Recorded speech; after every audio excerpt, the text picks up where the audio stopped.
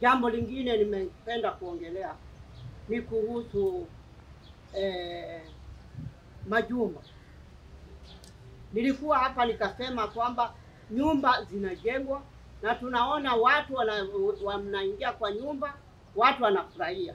Walemavu tumewekewa kiwango gani? Bado narudia hapo. Na ninasema kwamba rais, sisi walemavu tunataka pia kuingia hapo State House. Tuje tukuelezee vizuri utuelewe. Kwa maana tunaona kwamba hatueleweki. Watu wanaenda tu wanachukuliwa, lakini walemavu wamewachwa nje. Sisi pia tunataka hizo nyumba, tuingie katika hizo nyumba tufurahie. Kwanza walemavu ndio tunataka kuingia katika hizo nyumba, kwa maana ziko disability friendly na walemavu wanapata shida. Hizi nyumba zimepeana walemavu, ni percentage gani ya walemavu wamepata hizi nyumba?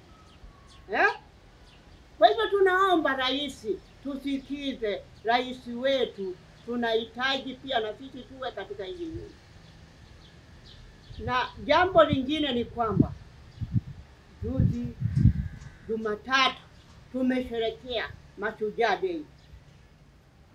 Jamani, walemavu ni mashujaa. Kwa maana mlemavu akiamka, ukijua vile ile shida anapata mpaka aende akajitayarishe aende pale kazini, amejikakamua. Kwanza mlemavu ni shujaa. Wacheni waambie walemavu nyinyi ni mashujaa. Na siku ya Mashujaa Day, si kuona mlemavu ambaye ametunzwa.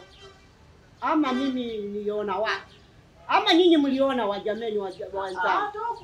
Mliona? Na sisi ni mashujaa. Na sisi ni mashujaa, kwani mlemavu si shujaa wajameni? Walemavu wamefanya yapi mengi ambaye hawawezi kutuzwa. Mimi niliona tu kitambo Meja Teno ndiye alituzwa na Moi. Na mbona walemavu sisi si mashujaa. Sisi ni mashujaa wajameni, wale ambao wanapeana. Mbona walemavu tunawachwa nje kwa kila jambo? Ndio maana tunasema rais, tupangie siku tuje walemavu hapo tukuelezee, ukaweze kujua walemavu napitia shida gani.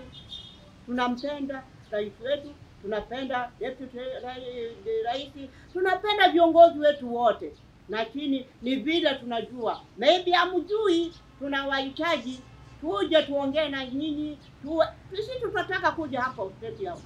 Hapo ndio tutaongea mambo yetu mazuri, mkapate kutuelewa.